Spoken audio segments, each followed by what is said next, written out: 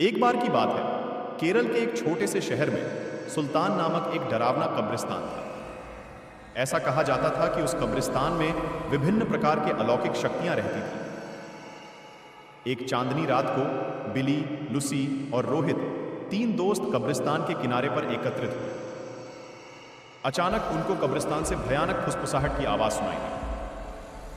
आवाज कहां से आ रही है, यह देखने के लिए वे हाथ में टॉर्च लेकर सावधानी से कब्रिस्तान के गेट से अंदर घुसे। जैसे ही वे कब्रिस्तान में दाखिल हुए, हवा तेज चलने लगी।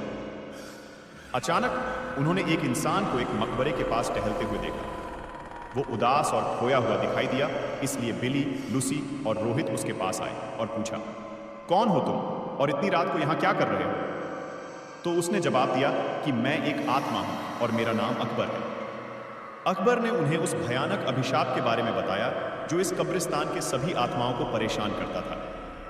हर रात एक प्राचीन चुड़ैल जागती थी और कब्रिस्तान पर जादू करती थी और अकबर जैसी मासूम आत्माओं को अपने वश में कर लेती थी। अभिशाप को तोड़ने का एकमात्र तरीका कब्रिस्तान के पीछे जंगल में एक पेड़ के नीचे छिपी हुई मंत्र पुस्तिका को ढूंढना और आधी रात से पहले उसे नष्ट करना था। जादुई पुस्तक ढूंढने की दृढ़ संकल्प लेकर बहादुर तिकड़ी अपने मिशन पर निकल पड़ी। उन्होंने अंधेरे में मकबरों के बीच रास्ता खोजा जंगल में जाने के लिए, और इस बात का ध्यान रखा कि आराम करने वाली आत्माओं को परेशान न किया जाए। रास्ते में उन्हें बोन्स नामक एक शरारती छोटे कंकाल का सामना करना पड़ा, जो उन्हें जादू की किताब खोजने में मदद करने के लिए तैयार हो गया।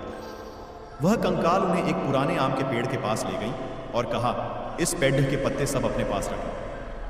अगर यह पत्ता तुम्हारे पास रहेगा तो वह चुड़ैल तुम्हारा कुछ नहीं बिगाड़े डांच सकती, और यह पत्ता तुम्हें जादुई किताब हासिल करने में मदद करेगा।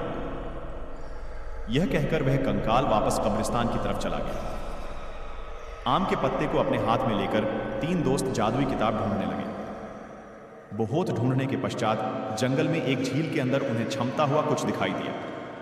रोहित को तैरना आता था, तो उसने झील के अंदर जाकर वह चमकता बॉक्स ले आया। जैसे ही आम के पत्ते को बॉक्स के ऊपर रखा, वैसे ही बॉक्स खुल गया और चमकती जादुई किताब बाहर निकल आई। आधी रात करीब आते ही वे तीनों अपने हाथों में जादू की किताब लेकर श्राप को तोड़ने के लिए कब्रिस्तान की तरफ बढ़े। कब्रिस्तान में आकर वे किताब को खोले और एक प्राचीन मंत्र का पाठ किया। मंत्र पाठ करते ही जमीन कांपने लगी और कब्रिस्तान में एक तेज रोशनी छा गई।